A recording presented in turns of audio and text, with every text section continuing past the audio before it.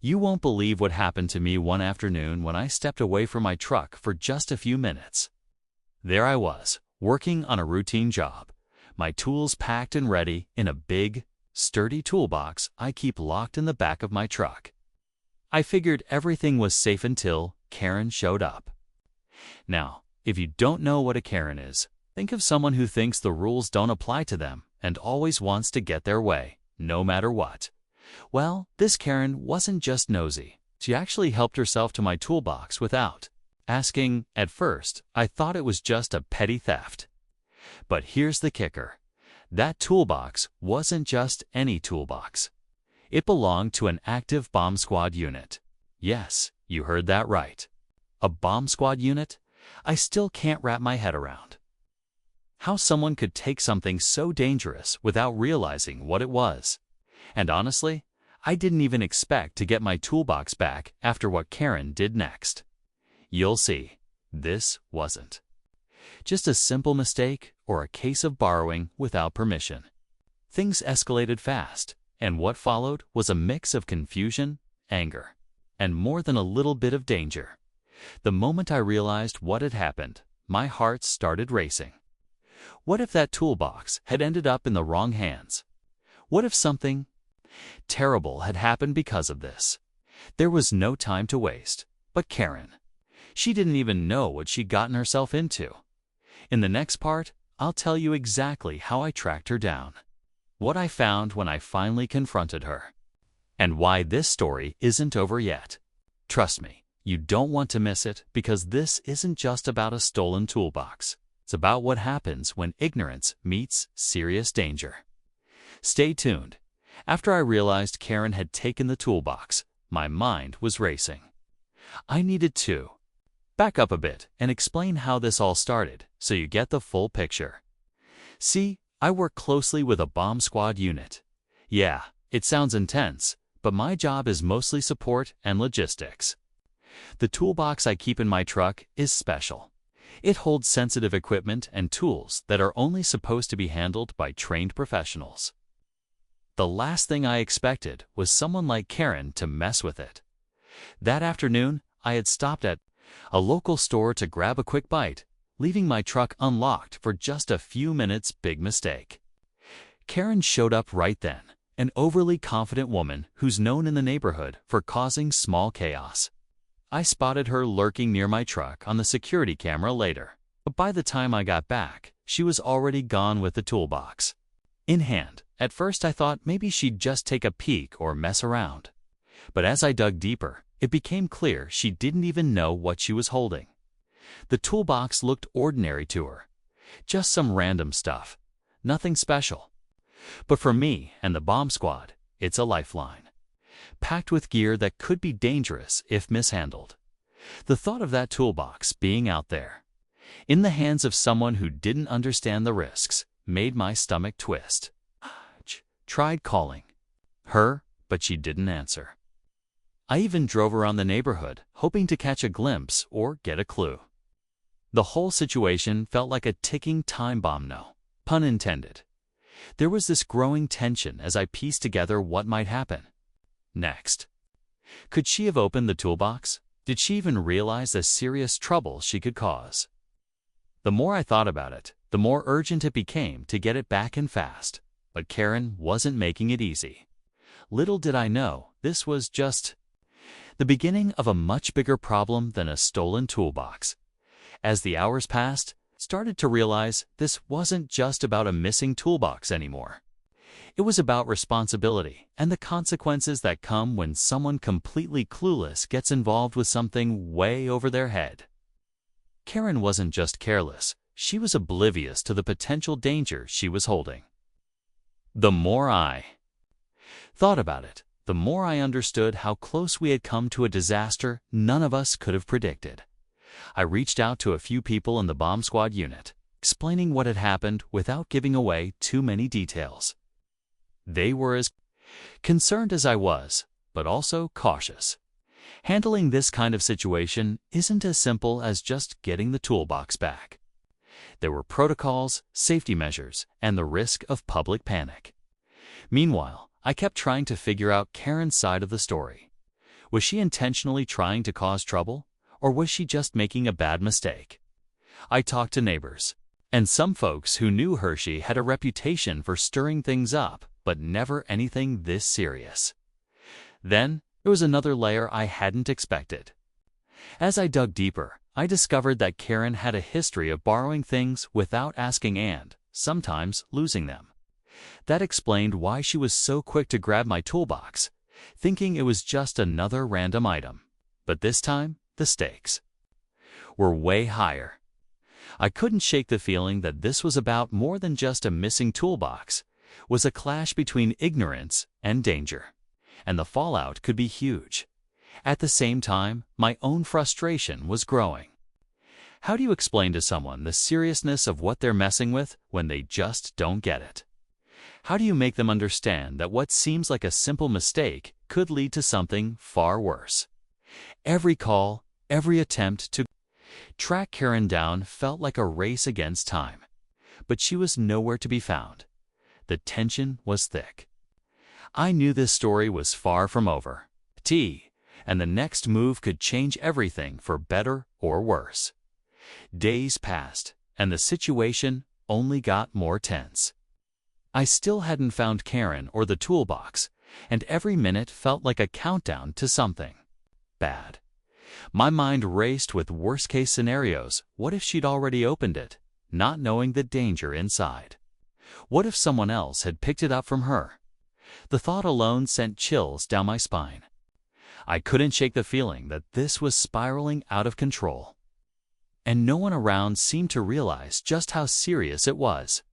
I kept checking in with the bomb squad, and their warnings became more urgent. This wasn't just about lost equipment.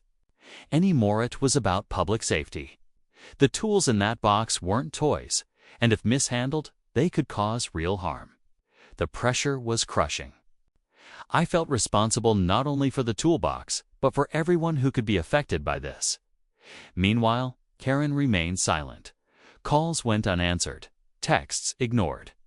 I heard from neighbors that she was acting strangely, like she knew something was wrong but didn't want to face it. I couldn't understand how someone could be so careless, especially when the consequences were so high then. One late evening, Kaika tipped that Karen was spotted near an abandoned warehouse on the edge of town. My heart skipped a beat. Quit! The toolbox really be there? Was she trying to hide it? Or worse, tampering with it? The place gave me a bad feeling. Place where things could go sideways fast. I knew I had to act carefully. This wasn't just about getting my property back anymore. It was about preventing a disaster. Every step I took felt like walking on a razor's edge. The tension was unbearable, and the unknowns kept piling up. What would I find at that warehouse? Was Karen really in over her head? And how far would this all go before it finally got resolved? The story was reaching its breaking point, and the next moments would change everything. But how? That was still a mystery. Just as I was gearing up to head to that warehouse, ready to finally confront Karen and get this mess sorted, something unexpected happened that threw everything into chaos. I got a call from one of the bomb squad members. His voice was tense, urgent. He told me there'd been a report of suspicious activity nearby, and worse. Some of the equipment from my missing toolbox had been detected at a different location, miles away from the warehouse tip. Suddenly, it wasn't just about Karen's careless mistake anymore. It looked like someone else was involved, someone who might actually know what they were doing. My mind spun. If someone else had the toolbox or parts of it, the danger was way bigger than I'd imagined. This wasn't just about a clueless neighbor anymore. There was a possibility that the equipment had fallen into the wrong hands. People who might use it for something far more serious. The idea was terrifying. How did this even happen? Was Karen working with someone? Or had she been set up somehow? The questions kept piling up, and the tension ratcheted higher. I started retracing her steps, trying to figure out if she'd been followed or coerced. Neighbors mentioned seeing unfamiliar faces around her place, and that raised red flags. Maybe Karen didn't realize the true nature of the toolbox, but someone else definitely did. The more I learned, the less safe it felt.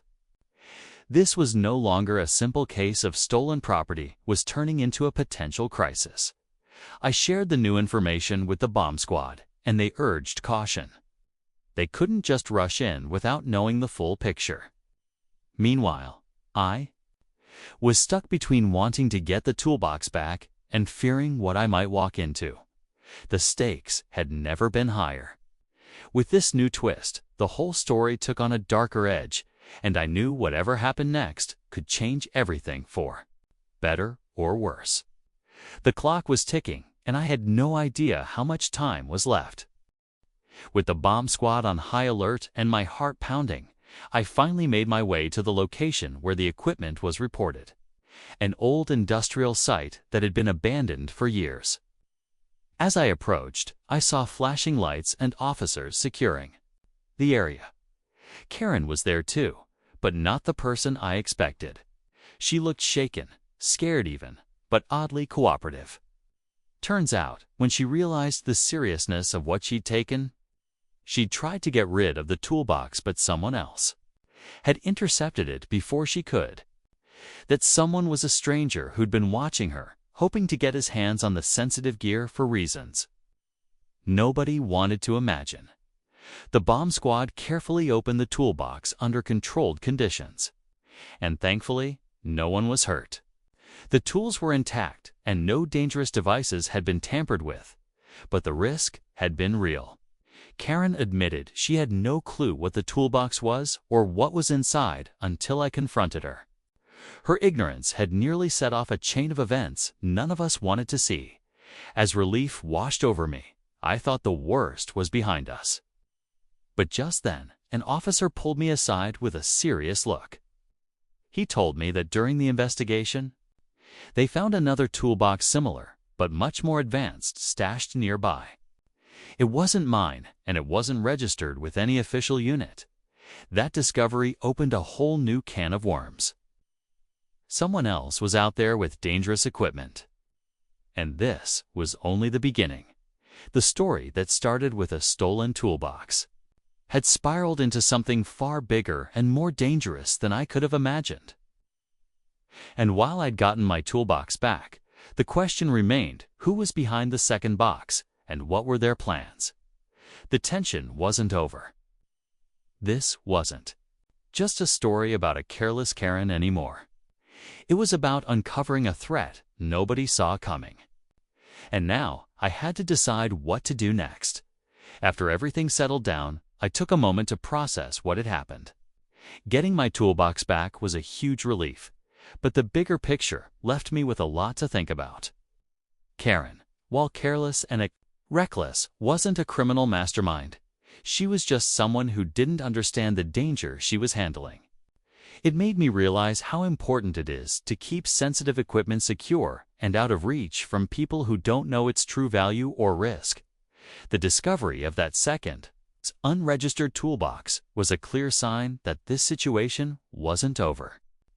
The bomb squad promised to follow up, and I stayed in close contact with them, knowing that vigilance was the only way to keep everyone safe. This experience showed me how quickly things can escalate when tools meant for safety fall into the wrong hands, even if by accident. Looking back, the whole ordeal was a harsh reminder about responsibility and awareness. It's easy to take things for granted until something goes wrong. Whether you're handling dangerous equipment or just everyday belongings, being careful can prevent a lot of trouble.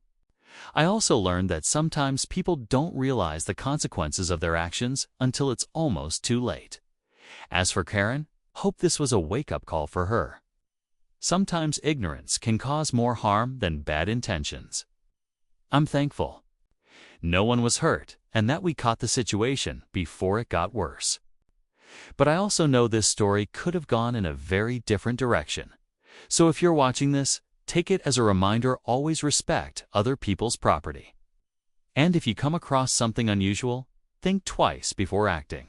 You never know what's really at stake. Thanks for sticking with me through this wild story. Stay safe out there, and I'll catch you in the next video.